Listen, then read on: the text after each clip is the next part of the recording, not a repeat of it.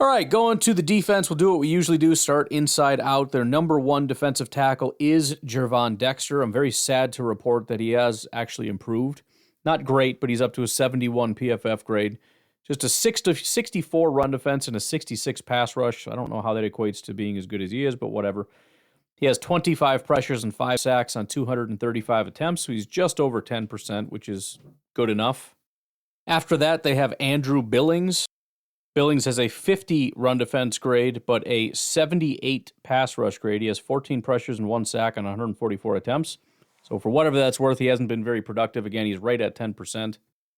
And then third and fourth in line is Chris Williams and Brian Cowart. They're both graded in the 50s, not super great football players. 7 pressures on 90 attempts, so slightly below the 10% mark. And then Brian Cowart, 4 pressures, 51 attempts. So the defensive interior is not bad. Certainly been worse, but it's not good either. It's okay. It's if you're having a good day, it's not a problem. If you're having a bad day, it's going to be a problem. That's bottom line.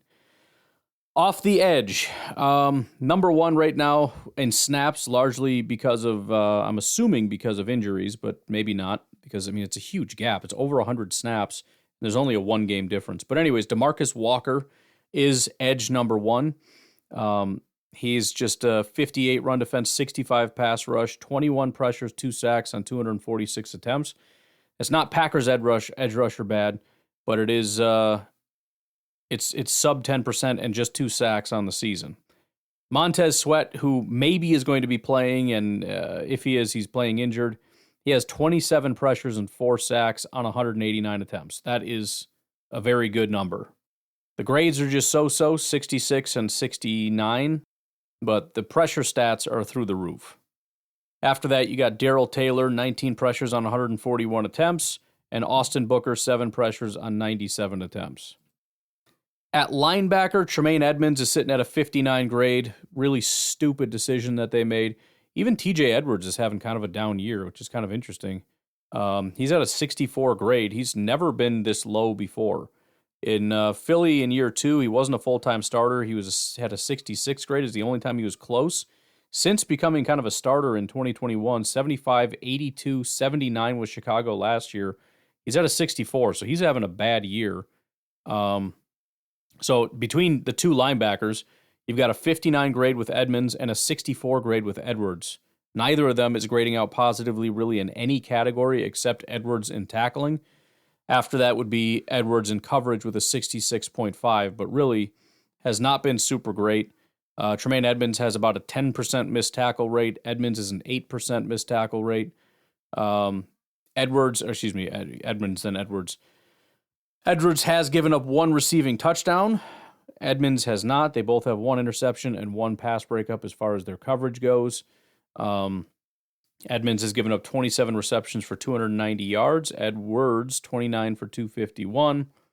So, they're not grading out well. And again, Edwards is having his first bad year in quite a while. Then going to corner, you've got Jalen Johnson. This is the guy who last year was the number 1 corner in football, and I said I guarantee he's going to fall off, and he has. Not bad, but to be clear, not nearly as good as everyone's hyping him up to be. He went from a 90 grade down to a 74 grade. Let me look at his coverage grades to be specific here. He went from a 90.4 coverage grade down to a 71 coverage grade. Looking at some of the stats here, 29 targets, 16 receptions, 191 yards. Last year, he gave up 195 for the whole season. He's given up 191 through half of a season so far. He has not given up any touchdowns. He has 2 interceptions and 2 pass breakups, so he's got a 46.8 passer rating. I'm sure, most people don't have access to a lot of stats for corners, so they look at him and go, well, 2 interceptions already. He's on pace for 4, which is what he had last year. 2 pass breakups, on pace for 4, pretty close to his 6, and a 46.8 pass. He's still great. He's still elite. In reality, that's just not the case. In fact, if you look at him on a week-to-week basis, he's had 2 really good games. Week 1 against Tennessee, he had a 93 grade, 92 coverage. Week 5 against Carolina, 84 grade, 85 coverage grade. Outside of those games, here are his coverage grades. 52, 65, 66, 60, 52, 46, 57. He has intermittent really good games interspersed with just garbage, and that is not what he was last year. Last year he had 4 really good games with a smattering of 70s and high 60s. So he's still a decent enough corner. He is nowhere near the guy he was last year. The number 2 corner is Tyreek Stevenson. I think we've all become familiar with him, number 29, who likes to taunt the crowd and look like an idiot. He is at a 56 PFF grade right now. This is his second year, by the way. He's a second-round guy. Obviously, he had everybody expects sort of a jump. So last year, he had a 60 PFF grade, and he's gone down now to a 56. His coverage grade went from a 59 down to a 56. He's given up 29 receptions, 418 yards, which is by far the most yards given up. And he's also given up the most touchdowns on the team. In fact, he's doubled. The team has given up 6 touchdowns through the air. He's given up 3 of them. So he's not great. He does, however, have a pretty good hand-on ball percentage. 1 interception, 7 pass breakups. After that, you've got Kyler Gordon. Kyler Gordon, also a relatively young guy. He was a second-round pick in 2022. He's never really materialized into anything great. He's kind of what he was last year, but his coverage has gone backwards. Last year he had a 68 coverage grade. Now he has a 62 coverage grade. He's given up 210 yards, 0 touchdowns, 0 interceptions, 1 pass breakup so far this season. And then at safety, because it's the NFC North, of course, a lot of really good safeties. Kevin Byard, Jaquan Brisker, and Elijah Hicks are the 3, with Jaquan Brisker obviously going out for the rest of the season. He hasn't played since week 5. However, the other 2 safeties have been doing a very good job. Well, kind of, if you got to dig in a little bit. But Kevin Byard right now, 82 PFF grade, 81 run defense grade, 91 tackling grade, 77 coverage. However, Kevin Byard had 3 really good games. Outside of those 3, 60, 60, 60, 50, 50, 60. He has not had a good game in the last 3 weeks. In fact, he has completely fallen off. If you look at his coverage grades, 65, 63, 76, 58, 90, 80. That's pretty good, right? Even with the 60s, that's perfectly fine. Of 6 games, you have 3 good ones, with 2 of them being very good to elite. His last 3 weeks, Washington, Arizona, New England. By the way, this is the last 3 weeks that the team has completely fallen apart. 53, 54, 55. He's been terrible the last 3 weeks. Elijah Hicks, who has stepped in for Brisker since week 5, has a 73 grade. He's been much more consistent, but only a handful of games. He's played 4 games. 73, 80 run defense, 90 tackling, 66 coverage grade. He is a 2022 7th-round pick.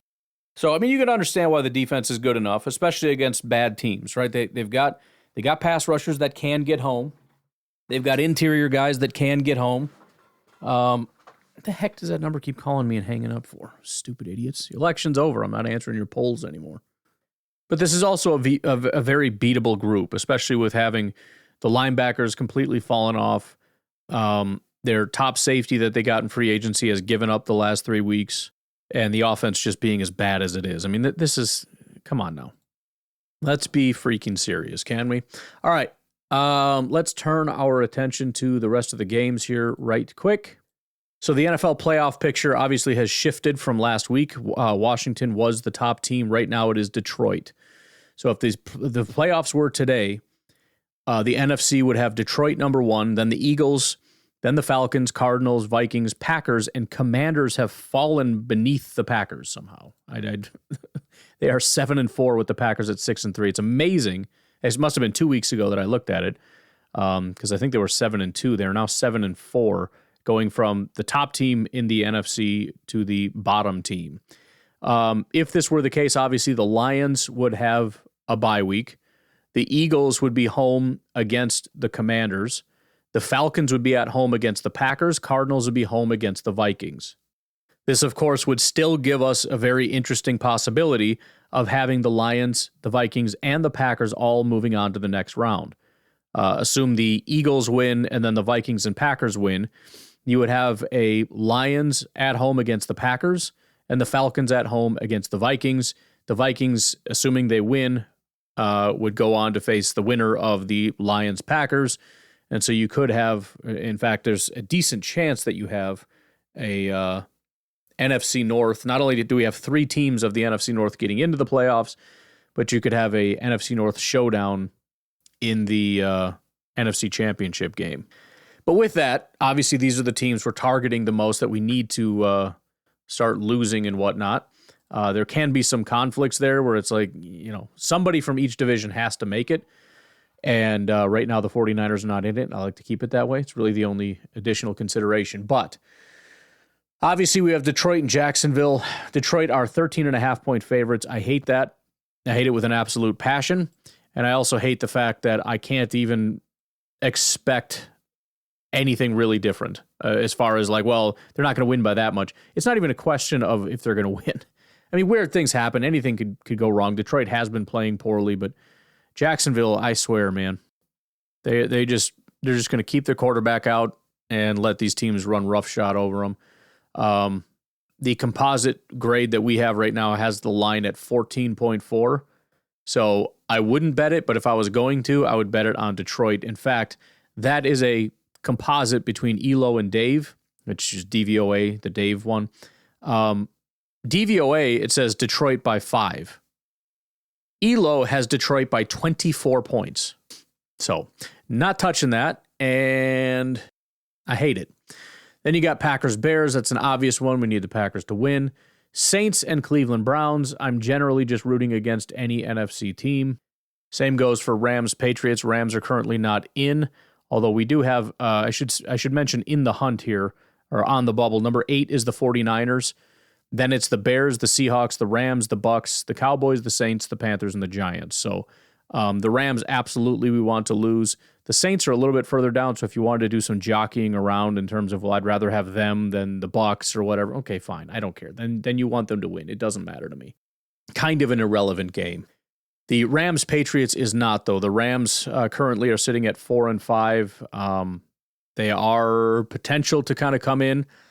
I guess, again, if you wanted to, you could say if the Rams win and the Seahawks beat the 49ers, then, we could have a situation where, because the Seahawks are playing the 49ers, we just kind of want to bury the 49ers. I guess that's fine.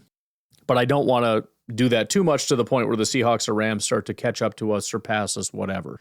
So I think I'd rather just have the Rams lose because it's Seahawks, 49ers. And if the Seahawks win, the Seahawks go to 5-5 and the 49ers are also at 5-5, but having lost to the Seahawks, they would be beneath the Seahawks, which would put them third in the division. It would be Cardinals, then Seahawks, then 49ers, then Rams. Now, again, you could possibly hedge your bets a little bit more by rooting for the Rams, just giving you another out for how we could beat the 49ers and keep them out. Again, it's pretty irrelevant, but I'd probably say the best bet for us is to just have the Rams lose. Baltimore and the Steelers, I don't care. Minnesota and the Titans are very obvious. Again, every freaking week I look at this and it's like, oh, look, here's a division rival that is like a 10-point favorite because they're playing garbage. Vikings 6-point favorites against the Titans. It's like, I just want these teams to be exposed because they're starting to play poorly. The Vikings and Lions are playing worse, and they go up against the absolute worst teams in football. Not that the Jaguars are the worst, but you take their quarterback out, and yeah, they're about the worst team in football. I'm just so sick of this crap, man. I know it's going to come to an end pretty soon, but it's just freaking annoying. I say this as we go against the Bears, but still, I mean, we've all been doing it. But I just hate that they haven't played a real team in like a month. And I will include the Packers on that because they played like garbage, and the Texans. Good Lord, stupidest freaking teams ever. Raiders and Miami don't matter. Colts and Jets don't matter, although, laughing at the Jets is always a fun thing to do. They are 4-point favorites against the Colts. We'll see what happens. Never really know. Sometimes the Jets realize they have a bunch of talent and just destroy people, and sometimes they remember that they're a part of a garbage organization and just lose to the worst teams ever. Falcons and the Denver Broncos, that's actually a pretty big game. The Falcons are sitting at 6-4. Again, early in the season, it wouldn't matter as much. Right now, where we are, this is a huge game. Denver Broncos are actually 2-point favorites, which I'm a little surprised by. Denver's in the playoffs right now, currently with a 5-5 record. They're the 7th seed. Little surprised. I know they are at home, but that's actually a pretty big game. If Denver goes on to beat the Falcons fall to 6-5. If the Packers win, they go to 7-3. Now, again, it doesn't super matter because you can't pass the Falcons. All you can do, all you can do is be ahead of the Lions or be a 5th or 6th seed. So I guess another way to look at it is the main target is the top spot. And by top spot, I mean top spot in the NFC North. That is really hard because of, I mean, it's not that far away. Again, if the Lions find a way to lose, they're 8-2. If we win, we're 7-3. We're right there. And whether the Vikings win or lose, they're either tied for first or tied for second with us. That's the only way to lock up one of those top 4 spots. After that, you're competing with the next 3 teams. So I guess in order of importance, you have, we want the Lions to lose. Then we want the Vikings to lose. Those 2 things probably not going to happen. Then we want the Commanders to lose, and they just did. After that, it gets a little bit tricky because the Commanders and Eagles are kind of like right next to each other. There's no guarantee who's going to be in the first 4 spots and who's going to be in the last 3. So you're kind of competing with all those teams. The Eagles would be another big one at 8-2. The Falcons are a big one at 6-4. The Cardinals are a big one at 6-4. These are all the different teams that we're kind of competing with and trying to keep pace with. More than likely, although not impossible, especially since the NFC North is going to be smashing into each other quite a bit down the stretch, we're going to have some opportunities. More than likely, though, we won't have one of the top 4 spots. And I say that because currently the Lions have a pretty heavy lead, and they'd have to lose a bunch, including to us. If not them, there's also the Vikings, who would be the second most likely, and then you'd have the Packers. So it's just an uphill battle. But you're still competing with these next 3 spots, and the Packers are in a pretty good spot to get in these next few spots, but they're competing right now with a 7-2 team, a 7-4 team, et cetera, and there's still the outside chance that you have teams like the 49ers at 5-4, a bunch of other teams at 4, so we'd have to lose a bunch to fall that far, I suppose. But anyways, the other thing that they present here, maybe this would be one way to gauge which ones are most or least important before we get back to the games, is they put on here the probabilities of playoffs. So the Lions are basically a lock. They're currently at above 99%. If they lose, they fall all the way down to 98%. So, I mean, look, it's a step in the right direction because 99% means it's guaranteed. But if they lose this and then lose the next one, they're probably down in like the 80s or something. After that, the next most important is the Vikings. They have currently a 92% chance to get in. It goes up to 95% if they win, which they likely will. If they lose, it drops to 85%. Packers are currently at 71%. If they lose to the Bears, it drops to 55%. It's getting ugly. If they win, though, it jumps to 80%. So this is a massive game. It's the second week in a row, I believe, unless this is, I don't know. Second week in a row that there have been some massive implications about winning and losing these games. The Commanders have already played. They're at 79%. The Eagles have already played. They're at 97%. The Falcons are at 82%. A win puts them at 91%. A loss puts them down to 76%, and they're playing an AFC team. So, again, that's a big game. Cardinals are on a bye. They're at 60%, so that's relatively low. They can't lose, but, again, another team that you kind of just want to continue to go down because they're competing with us. You could say, well, the Cardinals are currently in that group of 4, so it doesn't really matter. Well, it does matter because if one of the other teams jumps into that spot, then we're directly competing with the Cardinals. So all of these teams we want to lose. Outside of that, the guys that are on the bubble, the 49ers, this is another huge game because they're at 54%. If they win, they jump to 64%, which means there's a really solid chance that they're in the playoffs. If they lose, they're down to 35%, which means there's really not a great chance that they're in the playoffs. I want Seattle to win more than just about anything outside of the Packers winning this game, especially when you factor in how little I believe that Jacksonville or Tennessee really has a chance. Tennessee has a better chance. Minnesota was on the cusp of losing last week to a completely inept football team. Tennessee is going to be a better team than what they faced last week, I believe. But still, when you factor in how unlikely that is, man, Seattle, please. Beyond that, Seattle's kind of playing for their entire lives right now. If they win, they don't have great odds. It only jumps up to 21%, but if they lose, they're down to 6%. Their season is basically over if they lose this game. It also, again, puts them ahead of the 49ers because they have the same record, but they ended up beating them, unless they lost to them once before. I don't know. The Bears, they're basically fighting for nothing. They're not out. They have a 2% chance of, I guess you could say they're fighting for survival, but they have a 2% chance of getting into the playoffs right now. If they win, it goes up to 5%. So it means almost nothing. However, if they lose, it goes down to below 1%. So done, cooked, which is just, poetic justice, which doesn't really make any sense because they haven't really done anything to us except get the crap beat out of them. But it would feel real good to be the ones to be able to just put the frickin' cap on it, put them to bed. The Rams, who are playing New England, they currently have a 12% chance. It only goes up to 14% if they win. So again, not a huge deal, although they are in that 49ers Seahawks thing. So they're kind of in that competition. If they lose, it drops to 5%. Buccaneers have a bye week. Cowboys, doesn't super matter against Houston. If they win, it only goes up to 6. If they lose, they're down to 1%. They're pretty well cooked. Saints are in the same boat. They're at 2. They go to 3 or below 1. Panthers and Giants are already done. They're below 1% as it is. So that is where we stand. And again, kind of gives you an idea of the most important games of the week. Those being, one more time, Lions, Jaguars, Packers, Bears, Rams, Patriots, Vikings, Titans, Seahawks, 49ers. Either way, it's good and bad, but if you're a 49ers hater like me, it's a massive game. 49ers are currently 6.5-point favorites in that game. Falcons, Broncos is another big one. Again, Broncos are favorites. Please, God, let the Buffalo Bills beat the Kansas City Chiefs. And then outside of that, the only one that maybe sort of matters is Dallas and the Houston Texans. But in reality, Dallas' season is completely over. One final bit of news before we get out of here. I just saw it come across. Mr. Jordan Morgan did officially get put on IR. I kind of mentioned that yesterday. Something very weird about the way that they had phrased everything that Matt LaFleur was talking.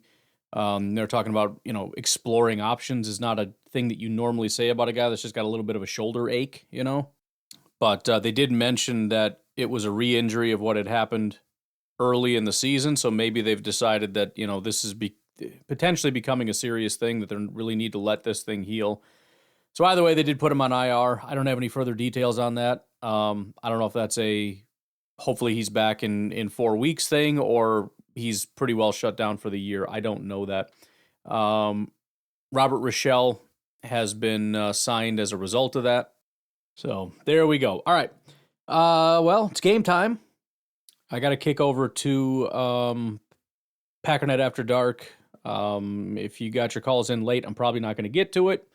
So as I've said in the past, I'm sorry if I end up skipping it, but there's a certain point where I record, and then after that, it's just kind of done. And then I don't usually play any audio except like at noon is the first one I'll play tomorrow. So I believe we have just enough calls. We'll see if any more came in. But anyways, this isn't kind of relevant. This would have been from last night for you. But if there wasn't an episode, that's why. There weren't actually enough calls, just so you know. All right, I'm out of here. You guys have a good rest of your day. Go Pack. Hopefully tomorrow we can all just enjoy a glorious laughing at the enemy. Have a good one. Bye-bye.